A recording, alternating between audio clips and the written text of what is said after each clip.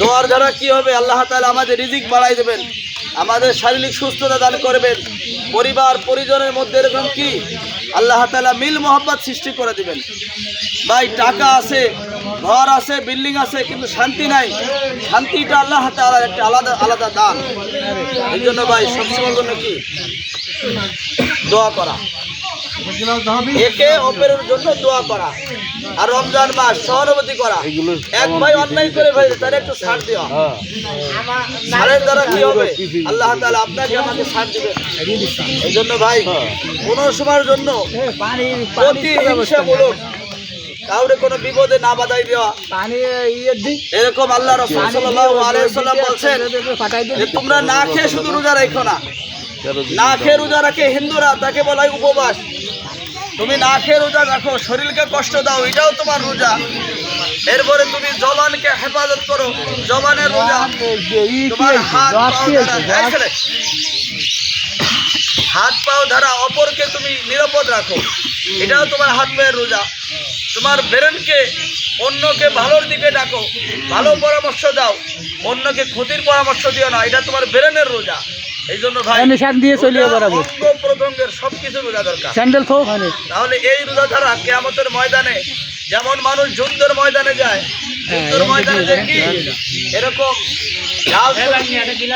অস্ত্রের আঘাত থেকে বাঁচার জন্য ব্যবহার করে, এমনি ভাবে ইমানদার জাহান্নাম থেকে বাঁচার জন্য এরকম রোজা ঢালবে।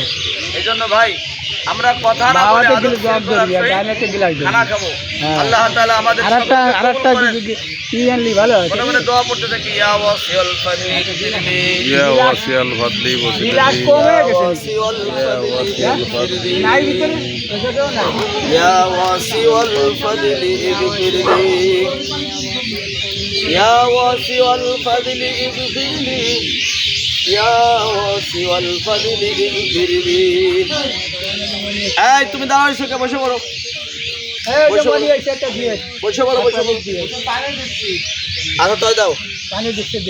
আল্লাহুম্মা আজিরনি মিনান নার। আর সবাইকে লক্ষ্য করে আমি একটা কথা বলি, সেটা হলো কি, আমি কিন্তু আপনাদের ইমাম। ইমাম মানে অধিনায়ক, নেতা। আমি যদি কোনো কথা বলি এটা আপনাদের উপকারের জন্য বলা হবে, ঠিক আছে? আমার কিন্তু কারোর সঙ্গে জমিনেও সম্পর্ক নাই, আত্মীয়নের সম্পর্ক নাই। সম্পর্ক হলো মসজিদের ইমাম, আপনাকে আমি নামাজ পড়ে সামনে দাঁড়ায়, আমার পিছনে আপনার নামাজ পড়েন, আমাকে নেতা হিসেবে মানতে হবে। এই জন্য কথা বলে যদি আমার কথা বিপক্ষেও যায়, আপনার বিপক্ষে গেল, আমি একটা কথা বললাম, কোরআন হাদিস বলো, তখন কি মেনে নেবেন, আপনার ফায়দা হবে ভাই। এই জন্য কখনো কোনো কথায় কষ্ট পাইলে আলাদাভাবে বলবেন, হুজুর আমরা এই কথায় কষ্ট পাইছি, যদি অনেক সময় ভুল হয় এটা ই করে নেব, মিল মহব্বত করে নেব। কেউ মনের কষ্ট নিয়ে দূরে থাকবেন না।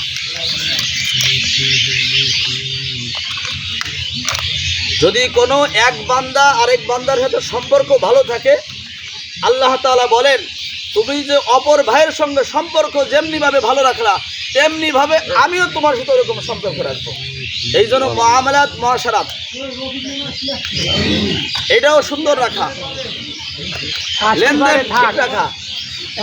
আমাদের মাদ্রাসা, কবরস্থান, মসজিদ সবই আমাদের আর পাশে আমাদের কবরস্থান করবেন। আমাদের এখানে অনেক মুরব্বিরা কেমন শুয়ে রয়েছেন। আমি একটা অশ্লীল কথা বললাম, এর দ্বারা কি হলো, মোনাজাত করতেছে, আমি একটু হাসলাম, দুনিয়াবি কাজে ব্যস্ত থাকলাম, এর দ্বারা কি হবে?